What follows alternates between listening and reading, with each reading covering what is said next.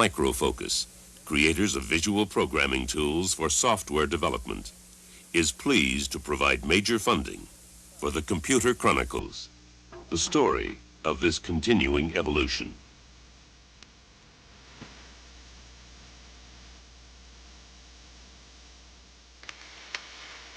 Welcome to the Computer Chronicles. I'm Stewart Cheifet, and I'm turning the wrong knob here. This is Gary Kildall, and this is Armatron, our noisy little robot here. We're using Armatron to demonstrate some of the basic things that a robot can do, and even though this is a small toy, it really does demonstrate those things. For example, this robot has a shoulder, which can turn along that axis. It can lift by its shoulder or come down. It's got an elbow, which it can bend. It has a wrist, which it can move, and it has a hand, which it can open. And it can actually do something that humans can't do. It can twist its wrist around that particular joint. Now, Gary, this is a small example of a robot. It's certainly not a computer. How do computers and robotics relate? Well, there are a whole lot of devices that fall in this category of robots, and they go from the simple show robots all the way up to a sophisticated assembly line type of robot. And in a show robot, for example, there's a human operator that somehow is communicating with this device, making it roll around, giving brochures and things of that sort. But as we add more intelligence on board, then that's where the computer comes into play. The computer then controls all the devices, makes some onboard decisions based on its own intelligence. Well, there's been a science fiction fascination with robots throughout this century, but the fictional robots bear little resemblance to today's real robots. The image of a robot has taken many different forms since the clockwork musicians and dolls of the 18th century. But during the mechanical age of the early 20th century, the robot became a frightening symbol of the future, threatening to transform the world into an over-mechanized, dehumanized society. In heavy industries, the worker was becoming an accessory to the machine, repeating the same task hundreds or thousands of times in precisely the same way. To those not benefiting directly from the new methods, mechanization of work and life called up bleak images of the future. Fritz Lang's Metropolis depicted the year 2000, a world divided between industrial barons and downtrodden workers, slaves to an underground machine city operating day and night. The drive for efficiency leads the city's master to consult an inventor who has devised the ultimate tool, a mechanical replacement for the imperfect human being. This remarkable film may not have been completely accurate in its predictions, but it anticipated a fictional idea of robots that persisted for decades after it, a human-made, human-like mechanism that behaves like its creator. More often than not, the machine tended to destroy its creator as well, prompting writer Isaac Asimov in 1947 to devise the first 3 laws of robotics.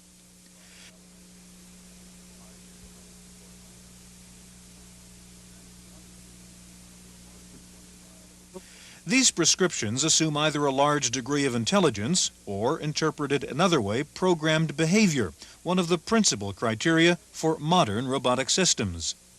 While not usually designed with human characteristics, post-war robots were, from early on, capable of programmed motion. Servo mechanisms or feedback-controlled robots began to appear in the late 1950s.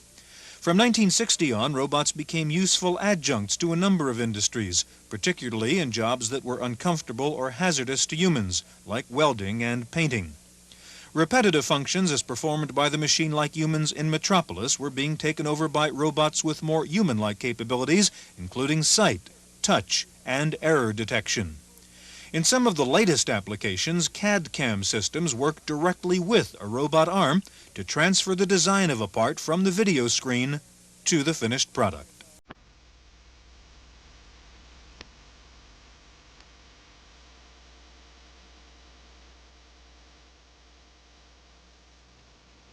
Joining us now is Dr. David Nitzan, Director of the Robotics Department at SRI International, and Matt Guerreri, who's an executive with Autobotics here in the Silicon Valley. Gary? David, I guess everybody has the idea that a robot should go around and wash your dishes and clean your house and so forth, but I have a feeling there's a lot more to robotics than that. Can you give us some idea what's going on in the industry? Well, industry has been using robotics for 15 years already. These are robots that are designed to do dirty jobs in industry. And they're doing them. What do you mean by a dirty job? Well, undesired jobs. Jobs that are hard, strenuous, dangerous, harmful, and lethal. What is an example of something like a dirty job that would be a lethal job, something you've seen Well, going on? Lethal is not yet in operation. This would be in the future. I mean, by that I mean jobs in hot environment, nuclear power plants and the like. But examples of undesired jobs is handling workpieces in hot environment. What about in assembly language control, not control, but doing assembly processes? I know the Japanese have been very heavily involved in that. What's going on in just the industrial use of robots? Well, that's the other kind of deadly job, the dehumanizingly dull jobs that are so common in a lot of our factories, and which Americans have demonstrated a strong dislike for, and it's the reason why a lot of our production is going offshore. And what's being done now, I think, in industry is that we're addressing those kinds of mundane assembly tasks and taking the dehumanizing jobs and giving them to machines to free up human beings for more creative, more challenging kinds of work.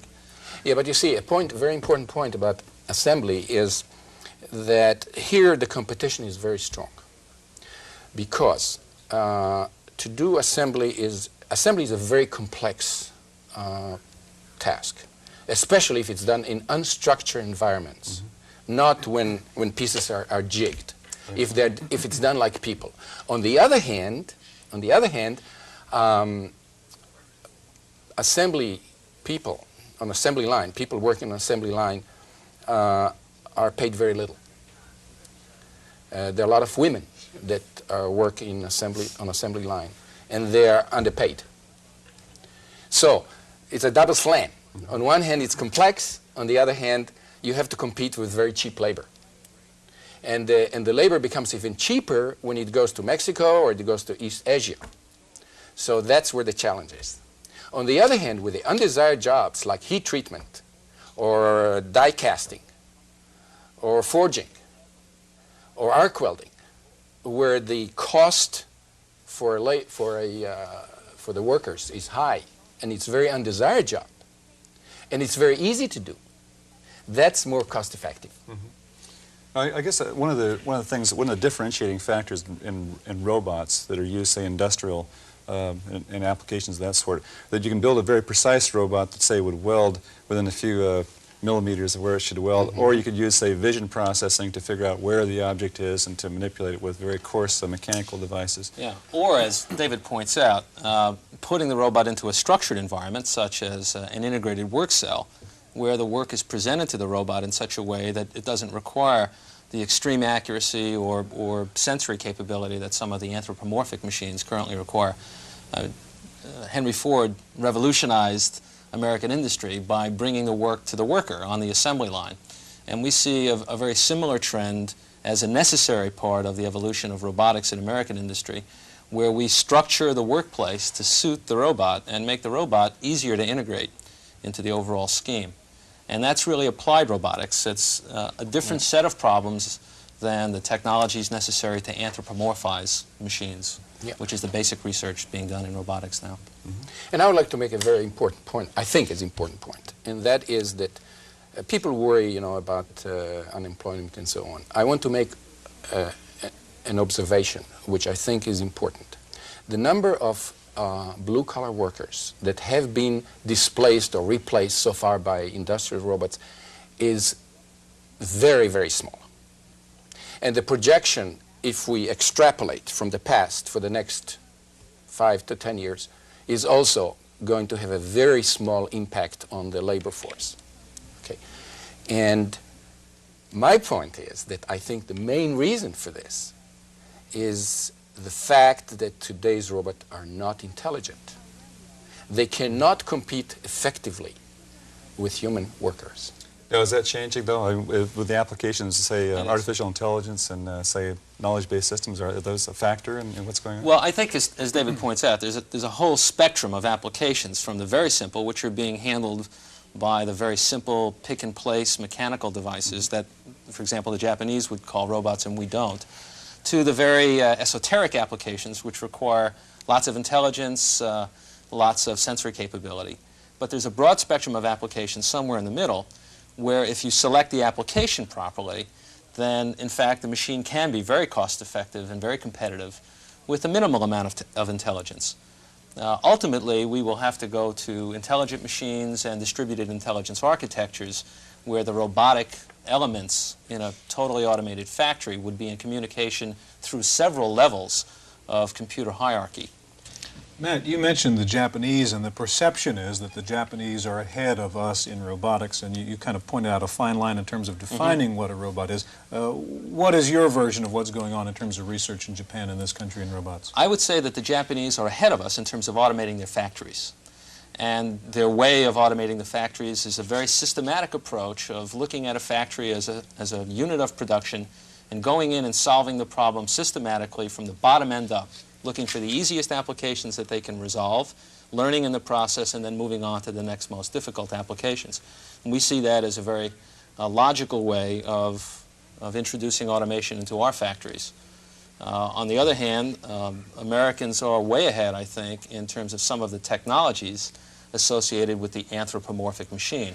Certainly vision systems, I think we have a lead over the Japanese and perhaps some of the other sensory areas. But it's becoming a world business, and Fanuc Limited, which is one of the leading manufacturers in Japan, has just signed a joint licensing agreement with General Motors. GMF is now going to be, if not already, the leading supplier of automation systems. Gentlemen, I have to interrupt because we're going to take a short break and then come back and meet two personal robots, Hero from Heathkit and TeachMover from Microbot. That's coming up in just a moment.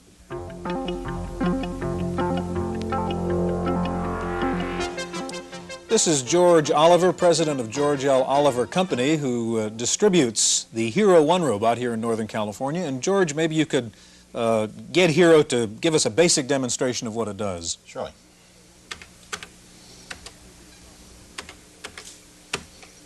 Hello, I am Hero, the educational robot. I have a brain, just like you do. But my brain is a computer. My owner programs my computer for me, and I always do as I'm programmed. I can talk like this, I can turn my head.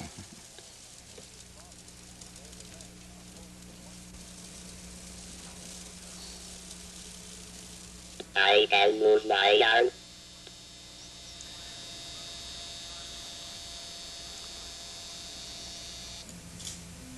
George, how much weight can that arm hold? Can hold about 8 ounces extended and about a pound when it's fully retracted. And what kind of functional use could this arm perform? Oh, that arm could do things like pick up items from one assembly line and move them over to another. I can use my gripper. I can move my wrist.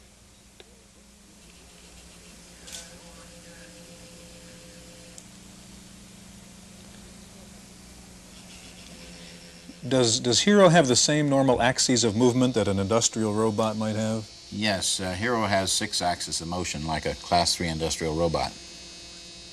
And I can move about.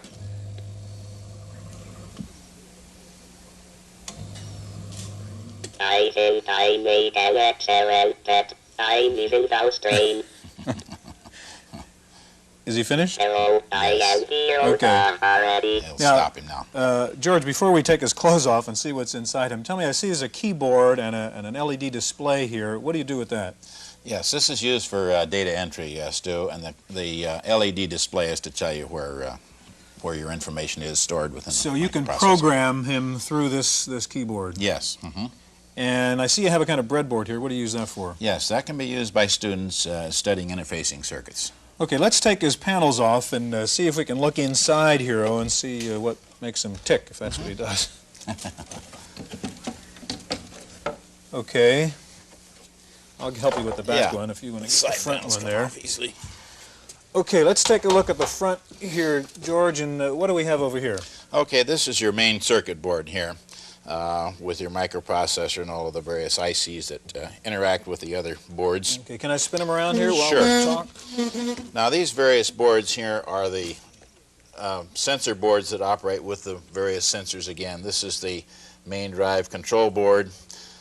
This one is the sonar transmitter and receiver board.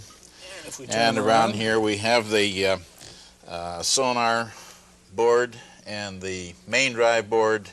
And around here we have the voice synthesis board and one of the other sensor boards here. Okay, mainly you use Hero as a training robot, as an educational robot, right? Yes, he's designed to be used by the student in the laboratory to study Okay, robotics. well, George, thanks so much, and now we'll go back to Gary. As Stewart joins us on the set, I'd like to introduce Dusty Rhodes and John Hill of Microbotics. Dusty, you have a device here that looks very interesting. Are you going to show us about that? We sure will. This is our TeachMover, which is a developmental robot used by industrial engineers to develop work cells in the factory, also for training engineers. Let me show you one of the little tricks and games it can play. This is the block stacking game. And it will find the large block and put it in the middle. The robot has a sensor that can sense how large the device is, and here it says, I have the large block, I'll put it in the middle. Now it knows to go back to the previous location for the smaller block and put it on top. I'll let it go on for just a moment and show what happens if it finds no block. Now oftentimes we go over and put the blocks in different places and try to fool it. But like a worker who's confused by instructions, if it looks for no block without work, it goes and sits down. During the setup for this, you had blocks placed around in various positions, and it wasn't able to find them. I assume that's because the sensing mechanism isn't really doesn't have any vision and so forth. What is that going to be added to this kind of device? That's true. John could talk about adding a vision to the work cell or the robot. Well, if a robot had a camera interface to it, such that the camera was looking down over the work area, the computer could process the image and locate the particular block and direct the robot to go there. I mean, that would be possible. And these instances, then the robot could just automatically grab it. I know that David has worked with vision some. Do you have anything to add to that? Yeah, I agree with John. You could improve this by adding not just vision, you can have range and touch sensing, not just a micro switch like this robot has, more an array of touch sensors. Also, you could add some smarts into it so it knows what it is doing, and if it makes an error, it'll blow the whistle. David, where are we in adding smarts to robots? Well, we are struggling.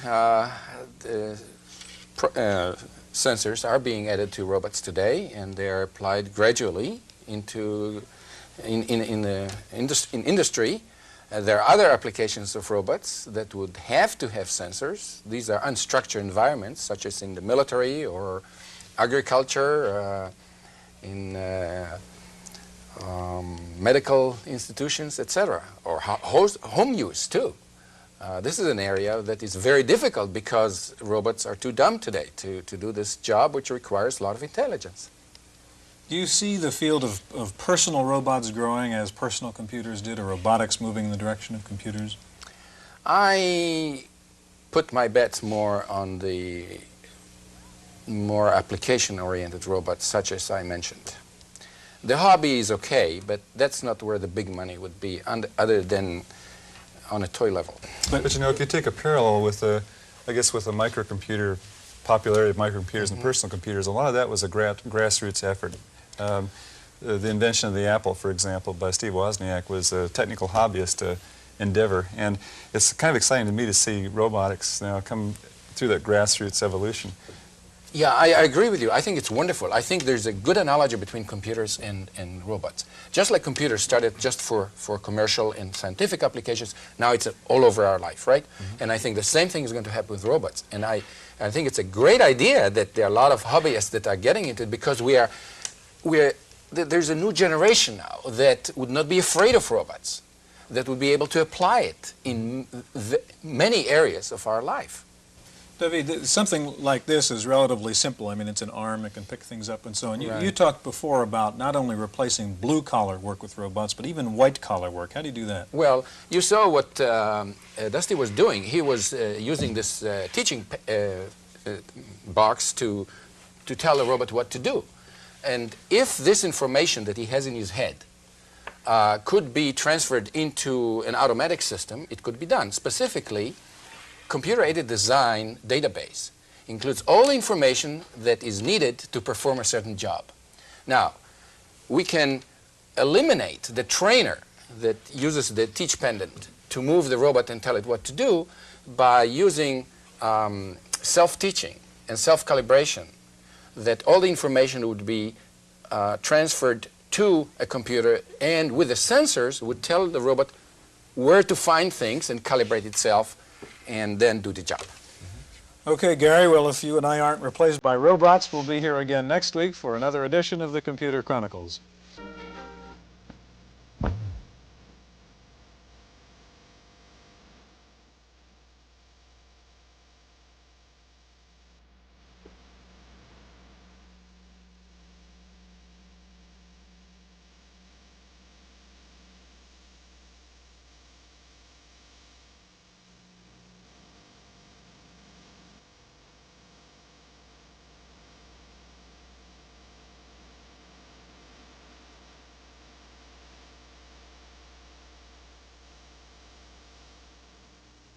Microfocus, creators of visual programming tools for software development, is pleased to provide major funding for the Computer Chronicles, the story of this continuing evolution.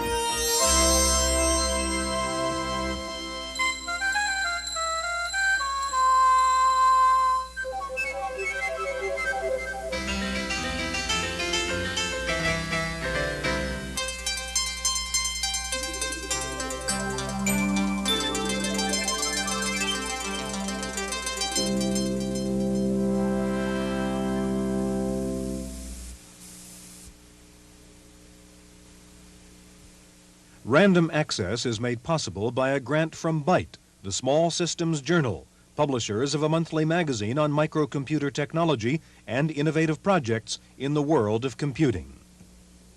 In the Random Access file this week, the TV news stories may all be about Cabbage Patch dolls, but the real hot Christmas gift this year is unquestionably the low-priced home computer. Analysts now say 2.5 million computers will be under the Christmas tree this weekend, replacing last year's winner, video games, as the most popular Christmas present. And if industry figures are right, that will mean over 1 million computers thrown into the closet in just a few weeks, saturating even more the growing supply of used computers. That's leading to a fast-growing new business, computer swap meets and used computer stores. Computer Swap America, based in Palo Alto, will be expanding to 5 other cities across the country next year, and the Interstate Computer Bank, which used to sell used computers through the mail, has now opened up a storefront operation in Mountain View. Atari and Activision are hoping to pump some new life into the slumping video game business. The two largest video game suppliers announced this week a joint venture to distribute new video games via broadcast technology. They'll test out the new system early next year, and they say they hope to expand their service to include non-game software. Well, if Christmas '83 belongs to computers, the new year of 1984 may be called the year of the mouse. Analysts are saying the mouse business may grow to more than $10 million next year, and the consensus of opinion seems to be that the optical mouse will replace the mechanical mouse. One of the leaders in the field is Mouse Systems Corporation of Santa Clara. They expect to more than quadruple their business next year. 1984 will certainly be the year of the semiconductor. Estimates are now that chip industry sales will grow by more than 30% next year. In fact, domestic orders in November hit an all-time high of $1 billion. Indeed, the stock market has turned the chip companies into their favorites this fall after dumping on many other high-tech stocks. As the year ends, let's take a look at the year's big winners and losers. The winners were Intel, selling around 41 after hitting a low of 17 this year. National Semi selling at nearly 16 after plunging to below 7 earlier in the year. Other strong finishers are Tandem and Genentech. On the losing side are Activision, selling near $4 after hitting nearly 13 earlier this year, and Eagle down below 9 after hitting nearly 25. Other losers were Apple, down considerably from its high, and Televideo, also near its yearly low. If you're into the stock market, don't throw away that computer. Value Line has announced a new monthly software service called Value Screen. For about $500 a year, Value Line will send you a new disk every month, measuring 32 factors for each of some 1,600 common stocks. You can program the disks to look for certain key criteria and have the computer recommend transactions. The Osborne Company is back, though in a very different form. Osborne's creditors have reportedly agreed to a reorganization under new president and CEO Ronald Brown. Osborne will get out of manufacturing, probably out of the domestic market, and will focus on its new IBM-compatible executive model. Rumors are flying over pending upgrades in the IBM PC Junior. Lukewarm press has reportedly sent IBM back to the drawing boards. High on the list is an upgraded keyboard after many complaints about the chiclet-style Junior keyboard. There's also talk of adapting the Junior to enable it to handle 2 disk drives. Apple finally made some progress this week in its battle to stop the trade in fake Apple computers. For a while, the problem of the fake apples was thought to be limited to Southeast Asia, but the phony apples have started showing up right here in California. This week, U.S. Customs officials seized about 400 fake apples from computer dealers in San Francisco, Santa Ana, and Cupertino. Criminal charges are pending. We all know and use BASIC at one time or another, but do you know who wrote BASIC? 2 Dartmouth professors, John Kemeny and Thomas Kurtz, and they hardly made a penny off one of the most widely used languages. Well, they're going to try again with a new language they call True BASIC, a supposedly universal BASIC that will run on almost all machines. It's due out late next year. And if you're into this kind of thing, you may get excited about knowing that the world's record was broken last week for factoring the largest number. A Cray 1 supercomputer in Albuquerque, New Mexico, factored a 67-digit number in just over 13 hours. The record had been a 50-digit number. There actually is a practical aspect of this, since many computer security systems are based on the supposed impossibility of factoring numbers of that size. Well, we often hear that one of the wonderful things about computers on the job is that they never call in sick. Well, one computer did this week in Sacramento after being shot at by 2 teenagers. The computer kept attendance records at a Sacramento high school. I guess the kids had cut too many classes. And a robot testified this week at a Casino Control Commission hearing in Atlantic City. A casino there wants to use the robot on the gambling floor to promote its entertainment shows. The robot said it was only 1 year old. The commission said the law prohibits minors from being on the gambling floor. Well, that's clearly enough from this week's Random Access File. We'll be off next week due to the holidays, but we'll see you again next year, immediately following the Computer Chronicles. I'm Stewart Cheifet.